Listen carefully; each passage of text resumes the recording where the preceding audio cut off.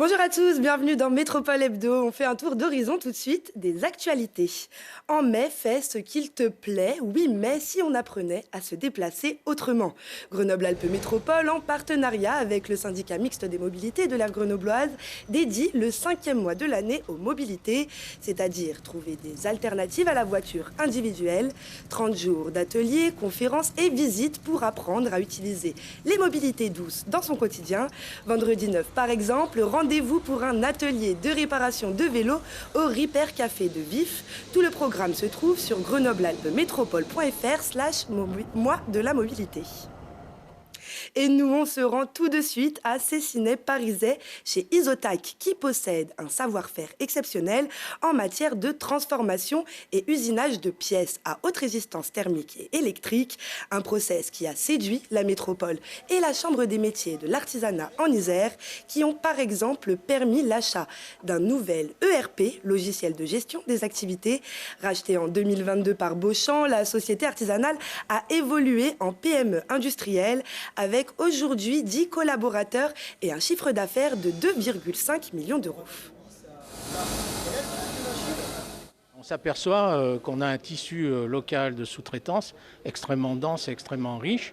Et c'est pour ça que la métropole aussi fait en sorte de mettre en relation les grands donneurs d'ordre et tout ce tissu de PME qui représente 80% des entreprises du territoire métropolitain, de manière à ce qu'on ait des achats locaux.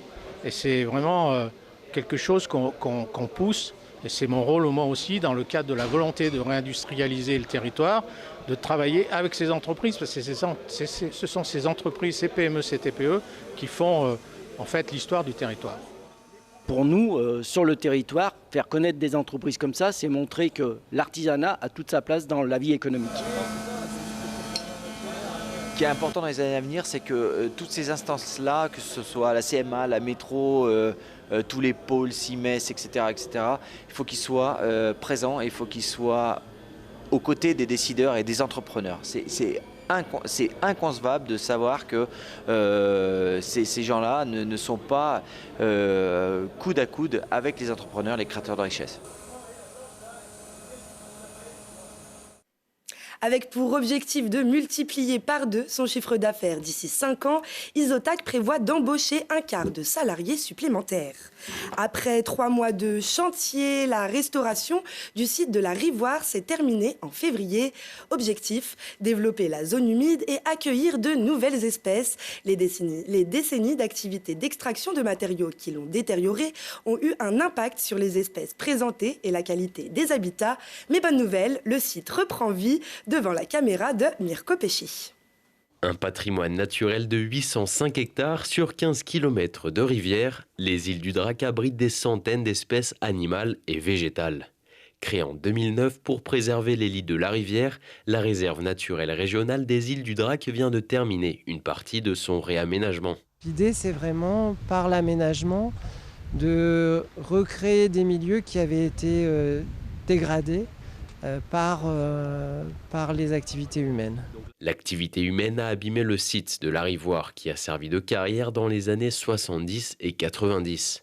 Le lieu est désormais classé et interdit au public depuis qu'un lâcher de barrage a provoqué la mort de 6 enfants et de leur accompagnatrice lors d'une sortie scolaire le 4 décembre 1995. Aujourd'hui, c'est un endroit qui est protégé, qui est interdit d'accès aussi du fait de la dangerosité du site en cas de lâcher lié à la présence de barrages en amont. On a vraiment orienté le travail pour la réutilisation sur place de ce qu'il y avait, sans apport extérieur. Et donc en gros, on a pris des galets qui étaient stockés à des endroits pas naturellement et on les a remis ailleurs pour avoir des zones qui ressemblent plus à ce qu'il y avait dans le passé.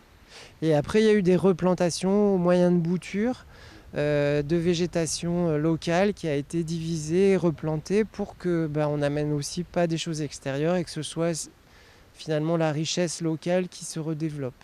Le chantier est terminé depuis février et le coût des travaux est de 720 000 €, financé à 70% par l'Agence de l'eau et à 6% par EDF, qui se sert du Drac pour créer de l'électricité. Ici, en fait, en termes de puissance sur la vallée du Drac, depuis l'amont de la vallée jusqu'à Grenoble, on a environ la puissance d'un réacteur nucléaire. Les aménagements hydroélectriques de l'Isère, globalement, que ce soit sur la Romanche, sur le Drac, sur le Vénéon ou sur l'Isère, sont des aménagements qui sont à vocation nationale. Même si des hirondelles et quelques canards profitent à nouveau de ce cours d'eau, il faudra attendre quelques années pour savoir si la biodiversité a pleinement retrouvé son ancien niveau. Le site de 805 hectares compte 194 espèces d'oiseaux, 50 de libellules, 85 de papillons, 52 mammifères ou encore 11 de reptiles et un total de 700 espèces végétales. Métropole Hebdo, c'est terminé. On se retrouve chaque samedi à 8h50 et 20h40. Très bonne semaine à tous.